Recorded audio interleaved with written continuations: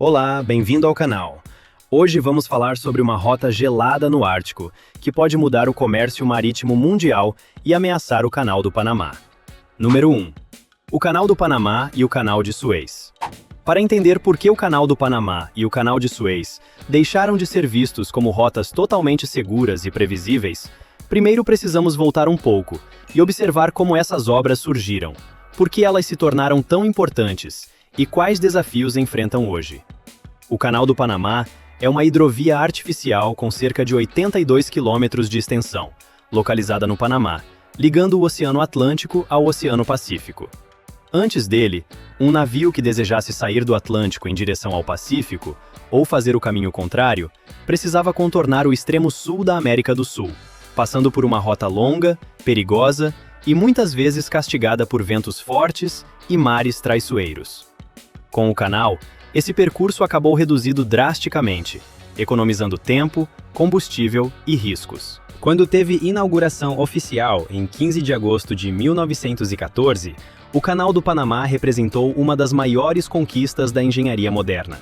Ele representou não apenas uma obra de infraestrutura, representou uma mudança profunda na forma como o mundo transportava mercadorias, conectava continentes e organizava suas cadeias comerciais. Mas a ideia de cortar o istmo do Panamá não surgiu do nada. Para entender sua origem, precisamos voltar ao período da Corrida do Ouro, em meados do século XIX. Antes da construção do canal, o território panamenho já era usado como um atalho entre Nova York e a Califórnia. Navios chegavam por um lado, no Atlântico ou no Pacífico, descarregavam mercadorias e passageiros, e depois essas cargas atravessavam por terra a faixa estreita que hoje conhecemos como Panamá. Com o tempo, uma ferrovia entrou em operação para facilitar esse transporte. Ainda assim, mover cargas por aquele caminho continuava sendo complicado, caro e demorado. Por isso, abrir um canal atravessando aquela porção estreita de terra parecia uma ideia lógica e poderosa. Os franceses se tornaram os primeiros a tentar transformar esse plano em realidade. As obras começaram em 1º de janeiro de 1881. Porém, o projeto se mostrou muito mais difícil do que parecia no papel. A região tinha selva densa, chuvas intensas, calor sufocante e condições de trabalho extremamente duras. Além disso, doenças tropicais se espalharam entre os trabalhadores, causando milhares de mortes. Em 1884, a taxa de mortalidade já passava de 200 mortes por mês. Depois de anos de dificuldades, custos enormes e fracassos técnicos, a iniciativa francesa entrou em colapso. Então, em 4 de maio de 1904, os Estados Unidos assumiram o projeto. O país comprou equipamentos, escavações já iniciadas e a Ferrovia do Panamá por 40 milhões de dólares. Além disso, pagou 10 milhões de dólares ao recém-formado país do Panamá, e se comprometeu com pagamentos anuais de 250 mil dólares. O engenheiro-chefe John Frank Stevens, um profissional autodidata que havia trabalhado na construção da Great Northern Railway, passou a liderar o projeto. Depois de analisar as condições locais, Stevens concluiu que construir um canal ao nível do mar era praticamente inviável naquele terreno. Em vez disso, ele defendeu um sistema de eclusas, capaz de elevar e baixar os navios por meio de diferentes níveis de água. Esse sistema levaria as embarcações até um grande reservatório situado cerca de 26 metros acima do nível do mar. Para isso, surgiram duas estruturas gigantescas para a época: a represa de Gatun e o Lago Gatun, que naquele momento se tornou o maior lago artificial do mundo. Depois de uma década de obras, o Canal do Panamá teve conclusão em 1914. O custo total ficou em torno de 500 milhões de dólares da época, o equivalente a muitos bilhões de dólares em valores atuais. Agora vamos falar do Canal de Suez, porque ele também é fundamental nessa história. Na verdade, o sucesso do Suez ajudou a inspirar a criação do Canal do Panamá. O Canal de Suez é uma hidrovia artificial ao nível do mar, localizada no Egito, conectando o Mar Mediterrâneo ao Mar Vermelho. Ele tem cerca de 193 quilômetros de extensão e é uma das rotas comerciais mais importantes entre a Europa e a Ásia. Antes dele, navios precisavam contornar o continente africano inteiro para transportar mercadorias entre esses dois grandes centros comerciais. A ideia de ligar o Mediterrâneo ao Mar Vermelho é muito antiga. Civilizações egípcias já haviam demonstrado interesse em criar conexões entre o Nilo e o Mar Vermelho. Séculos depois, durante a campanha francesa no Egito e na Síria, em 1798, Napoleão Bonaparte se interessou pela possibilidade de encontrar vestígios de uma antiga passagem aquática. Quando se tornou imperador francês, em 1804, começou a incentivar planos para conectar o Mediterrâneo ao Mar Vermelho. Mas o projeto acabou abandonado por causa de uma interpretação errada. Na época, acreditava-se que o Mar Vermelho ficava cerca de 8,5 metros acima do Mediterrâneo, o que exigiria eclusas complexas. Mais tarde, ficou claro que essa diferença não existia da forma imaginada. Quase 60 anos depois, em 25 de abril de 1859, as obras do Canal de Suez começaram. O diplomata francês Ferdinand de Lesseps ficou à frente do projeto. Milhões de trabalhadores participaram da construção, e algumas estimativas apontam mais de 1,5 milhão de pessoas envolvidas ao longo do processo. Assim como aconteceu no Panamá, a obra teve um custo humano enorme. Mais de 120 mil pessoas morreram durante a construção, principalmente por doenças, más condições de trabalho e exaustão. O canal teve conclusão 10 anos depois, em 1869. Ao contrário do Canal do Panamá, o Canal de Suez não precisa de eclusas para elevar ou abaixar embarcações. Isso acontece porque o Mediterrâneo e o Mar Vermelho estão praticamente no mesmo nível. Assim, os navios conseguem atravessar diretamente, sem passar por etapas de subida e descida, o que torna a passagem mais rápida e eficiente. Com a inauguração, o Canal de Suez mudou o equilíbrio do comércio global. Ele se tornou especialmente importante para potências europeias, como a Grã-Bretanha, que usavam a rota para acessar colônias e mercados asiáticos. Porém, por mais revolucionários que esses dois canais tenham sido, nenhum deles era perfeito. E os acontecimentos recentes deixaram isso muito claro. O Panamá e o Suez já não parecem tão confiáveis quanto pareciam no passado. Número 2. Os problemas atuais do Canal do Panamá e do Canal de Suez. Um dos maiores desafios enfrentados pelo Canal de Suez nos últimos anos correspondeu à instabilidade no Mar Vermelho. Os ataques realizados pelos Houthis, grupo apoiado pelo Irã e baseado no Iêmen, começaram a ganhar força no fim de 2023, em meio à guerra entre Israel e o Hamas. Inicialmente, o grupo afirmava mirar embarcações ligadas a Israel, mas a crise se ampliou e passou a afetar navios com conexões variadas, inclusive embarcações sem relação direta com o conflito. O impacto se tornou enorme. O Mar Vermelho e o Canal de Suez costumavam concentrar uma parte significativa do comércio marítimo mundial. Antes da crise, cerca de 12 a 15% do comércio marítimo global passava por essa rota. Depois dos ataques, muitas empresas decidiram evitar a região e passaram a contornar o Cabo da Boa Esperança, no extremo sul da África. Essa decisão aumenta o tempo de viagem, eleva custos de combustível, encarece seguros e pressiona cadeias de suprimentos no mundo inteiro. A diferença é enorme. Um navio que sai de Xangai rumo a Nova York, usando o Canal de Suez, percorre aproximadamente 22.900 quilômetros marítimos, convertidos em distância náutica tradicional. Se esse mesmo navio precisa descer até o sul da África e contornar o Cabo da Boa Esperança, a viagem aumenta para algo próximo de 26.800 quilômetros. Em muitos casos, o desvio acrescenta mais de uma semana ao trajeto, e em rotas específicas pode adicionar entre 12 e 20 dias. O problema é que a crise no Suez não é apenas uma questão de segurança.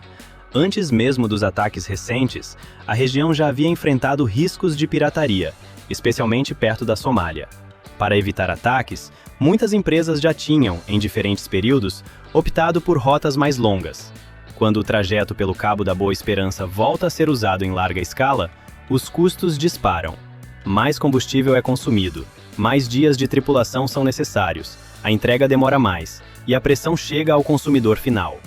No outro lado do planeta, o Canal do Panamá também enfrentou sua própria crise.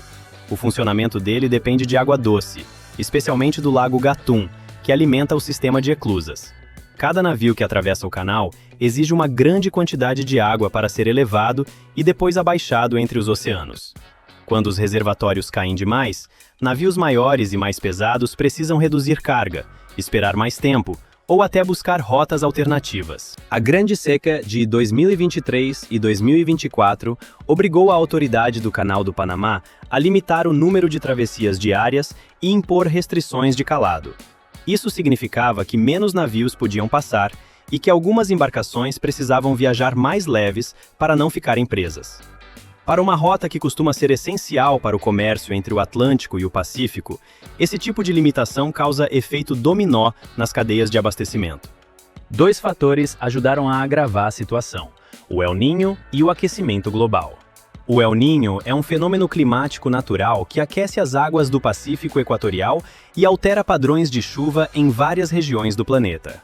Na América Central, ele costuma reduzir a precipitação, e isso afeta diretamente o Canal do Panamá. Ao mesmo tempo, o aquecimento global aumenta a frequência e a intensidade de extremos climáticos. O ano de 2024 recebeu confirmação como o mais quente já registrado até então, superando inclusive o recorde de 2023. A situação melhorou em 2026. Quando o canal voltou a trabalhar com cerca de 38 navios por dia e afirmou não planejar novas restrições para o restante do ano. Mesmo assim, a preocupação continua, porque a próxima seca pode voltar a pressionar os reservatórios. Por isso, o Panamá aprovou o projeto Rio Índio, um novo lago planejado para reforçar o abastecimento de água do canal e também de parte da população panamenha. Com tantos obstáculos no Suez e no Panamá, fica claro que o transporte marítimo mundial precisa de alternativas. E é aí que entra uma rota antiga, perigosa, gelada e cada vez mais discutida: a Passagem do Noroeste. Número 3. A antiga Passagem do Noroeste. A Passagem do Noroeste é uma rota marítima que conecta o Oceano Atlântico ao Oceano Pacífico, atravessando o Oceano Ártico e o Arquipélago Ártico Canadense, ao longo do norte da América do Norte. Ela fica a centenas de quilômetros ao norte do Círculo Polar Ártico e relativamente próxima do Polo Norte. Em vez de ser um canal escavado por humanos, ela é formada por um conjunto de canais naturais profundos, estreitos e cercados por gelo, ilhas e condições climáticas extremas. Essa passagem se estende por cerca de 1.450 quilômetros de leste a oeste, desde a região ao norte da ilha de Baffin até áreas próximas ao Mar de Beaufort, acima do estado do Alasca, nos Estados Unidos. No papel, ela parece uma rota perfeita, um atalho pelo topo do mundo. Na prática, por séculos, ela se manteve praticamente um labirinto congelado. A história da busca pela Passagem do Noroeste é longa, fascinante e cheia de tragédias. A primeira tentativa registrada de encontrar uma rota desse tipo aconteceu com a viagem de John Cabot, em 1497. Curiosamente, Cabot não estava procurando exatamente a Passagem do Noroeste como a conhecemos hoje. Ele havia sido enviado por Henrique VII em busca de uma rota direta para o Oriente. 5 anos antes, Cristóvão Colombo havia tentado chegar à Ásia navegando para o oeste. A motivação era simples: as rotas terrestres tradicionais entre a Europa e a Ásia estavam bloqueadas ou controladas por potências como o Império Otomano, que dominava partes estratégicas do Oriente Médio. A viagem de Colombo influenciou outros exploradores, incluindo Cabot, que depois partiu em sua própria expedição. Mas as condições eram severas. Frio extremo, tempestades, pouca comida, mapas imprecisos e desconhecimento da região transformavam cada viagem em uma aposta perigosa. Depois de Cabot, vários exploradores europeus tentaram encontrar a famosa passagem. Jacques Cartier, Sir Francis Drake, Sir Martin Frobisher e o capitão James Cook estiveram entre os nomes ligados a essa busca. Muitos falharam, outros enfrentaram desastres. Sir Humphrey Gilbert, por exemplo, escreveu sobre a Passagem do Noroeste e inspirou novas expedições, mas acabou morrendo afogado em 1583, enquanto tentava encontrar a rota. Henry Hudson também procurou a passagem. Em 1611, depois de conflitos durante a viagem, ele acabou deixado à deriva com seu filho jovem e outros 7 homens. Nunca mais apareceu. Durante sua busca, Hudson havia encontrado a Baía de Hudson, mas não a rota que procurava. Em vez de uma passagem segura, aquela região se mostrou uma armadilha de gelo. A procura continuou por séculos. Exploradores arriscaram navios, tripulações e vidas na tentativa de mapear o norte congelado. Uma das expedições mais famosas e trágicas teve liderança do britânico Sir John Franklin em 1845. A missão parecia muito bem planejada. Franklin partiu com 2 navios, 129 homens e suprimentos para 3 anos. O objetivo era mapear a última parte desconhecida da passagem do Noroeste. Mas a expedição desapareceu. Franklin e sua tripulação nunca voltaram. Equipes de resgate realizaram buscas, e essas operações acabaram produzindo novos mapas da região. Com o tempo, vários artefatos apareceram, incluindo bilhetes indicando que os navios ficaram presos no gelo em 1846. As anotações também revelaram que Franklin morreu em 1847 e que outro capitão assumiu o comando. Mesmo terminando em tragédia, a expedição de Franklin ajudou a reunir informações importantes sobre partes da passagem do Noroeste. Ainda assim, a primeira navegação completa pela rota só aconteceu em 1906, quando o explorador norueguês Roald Amundsen conseguiu atravessar todo o caminho. Ele iniciou a jornada em 1903 e terminou em 1906, acompanhado por uma pequena tripulação de 6 pessoas. Amundsen usou uma embarcação de pesca chamada Gjoa, pequena o suficiente para navegar por águas rasas. Essa escolha se mostrou essencial. Enquanto navios grandes tinham dificuldade para manobrar entre gelo, bancos de areia e canais estreitos, a Gjoa permitiu que Amundsen avançasse com mais flexibilidade. Sua conquista entrou para a história e inspirou novas tentativas de navegação pelo Ártico. Décadas depois, entre 1940 e 1942, uma embarcação da Real Polícia Montada do Canadá fez história ao navegar pela passagem do Noroeste em ambas as direções, primeiro de oeste para leste e depois no sentido contrário. Isso mostrou que a rota era possível, mas ainda extremamente difícil. Hoje, com o gelo do Ártico diminuindo ao longo das décadas, a passagem do Noroeste voltou a ser discutida como possível resposta aos problemas enfrentados pelos canais do Panamá e de Suez. Porém, é importante deixar claro, ela continua difícil, perigosa e imprevisível. O gelo está diminuindo, mas isso não significa que o Ártico virou uma estrada marítima simples. Pelo contrário, a redução do gelo também pode soltar blocos antigos e espessos, criando novos riscos para os navios. Mesmo assim, os avanços tecnológicos, navios mais resistentes, sistemas modernos de navegação e mudanças ambientais tornam essa alternativa mais realista do que era no passado. Essa rota esquecida pode se tornar uma peça importante na solução dos desafios modernos do transporte global. E isso levanta uma pergunta: será que está chegando a hora de substituir parte da dependência do Panamá e do Suez por caminhos no Ártico? Número 4. A nova transição.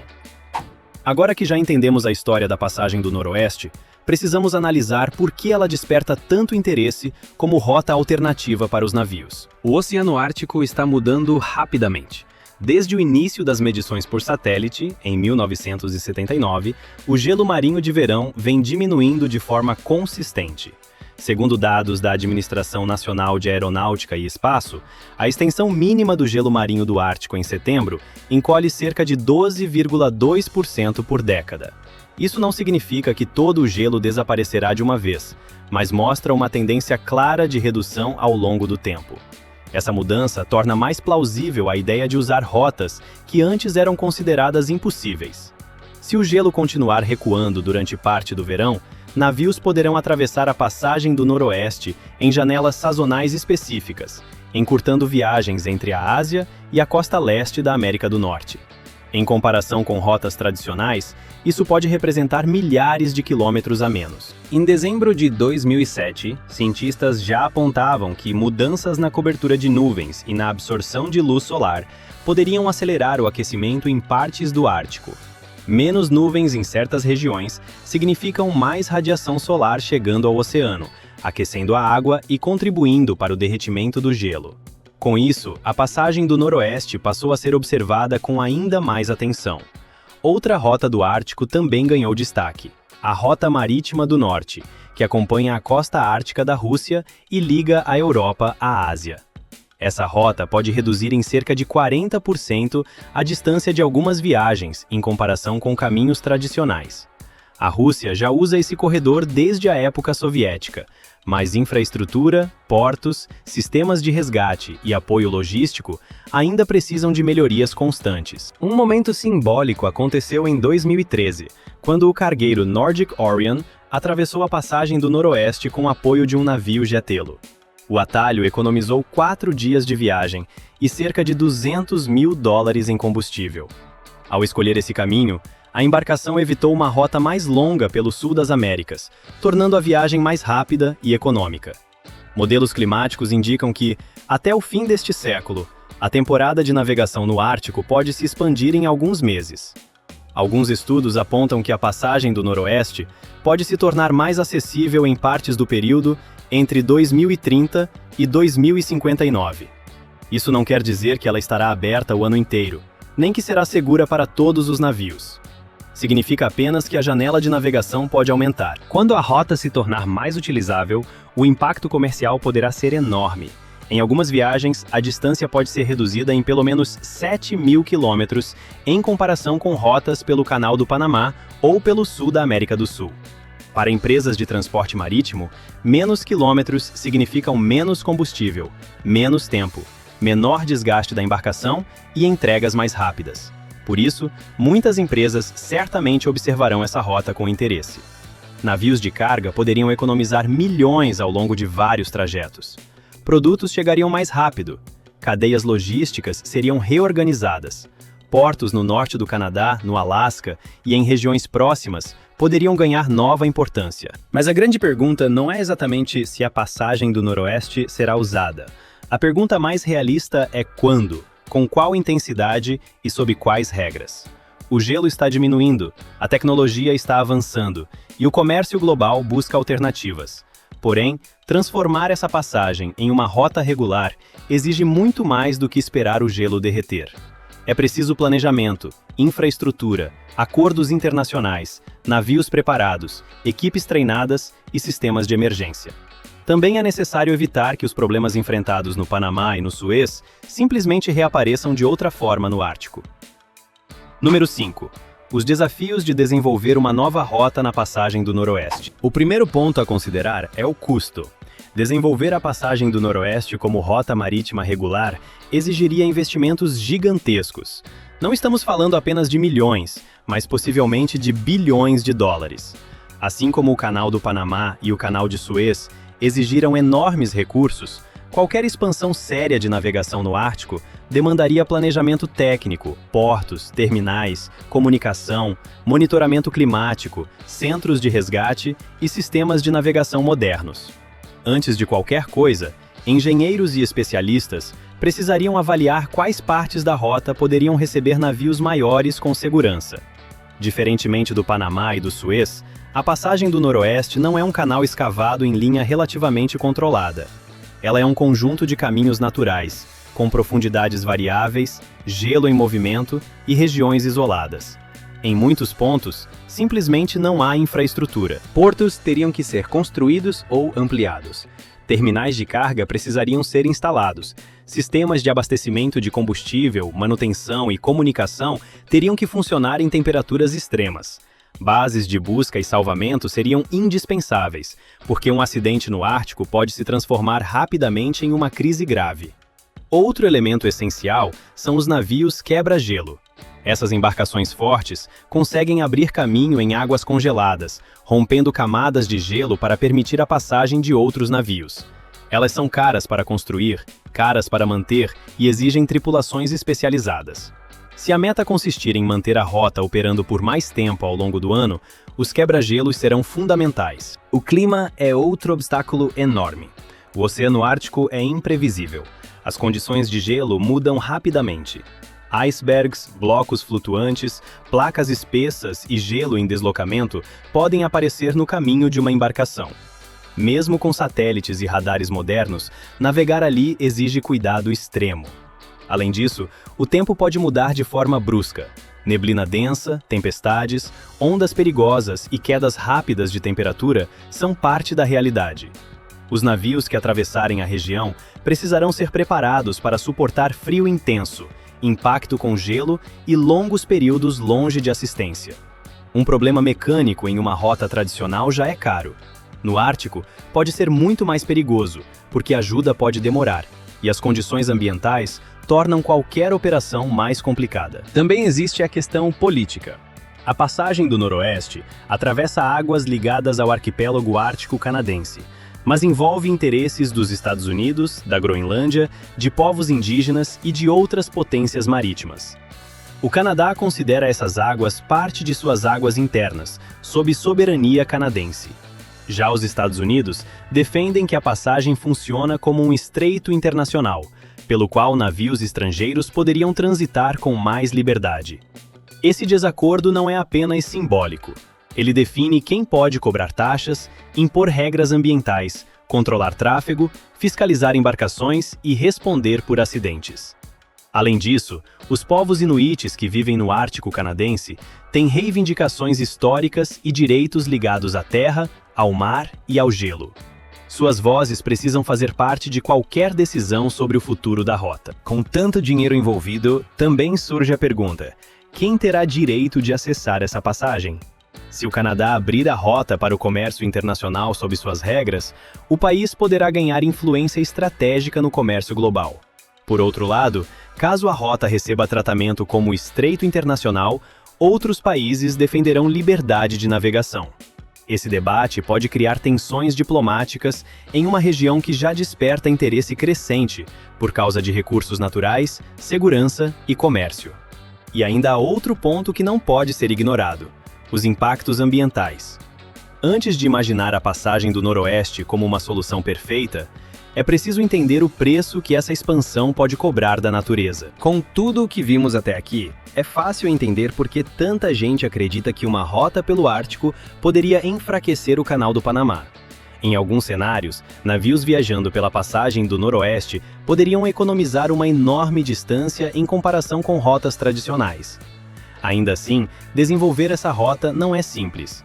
O Ártico tem clima hostil, águas difíceis, pouca infraestrutura e enorme sensibilidade ambiental. Além disso, também precisamos pensar se não seria melhor fortalecer as rotas já existentes. O Canal do Panamá, por exemplo, está investindo no projeto Rio Índio para ampliar sua segurança hídrica e reduzir o risco de novas restrições. O Suez, por sua vez, tenta recuperar a confiança das empresas com incentivos e melhorias, enquanto depende da estabilidade no Mar Vermelho. Então, a pergunta continua aberta: vale a pena investir bilhões na expansão da navegação pela passagem do Noroeste? Ou o mundo deveria concentrar esforços em proteger e modernizar o Canal do Panamá e o Canal de Suez? Deixe sua opinião nos comentários, porque essa discussão pode definir o futuro do comércio marítimo mundial. Obrigado por assistir. Nos vemos no próximo vídeo.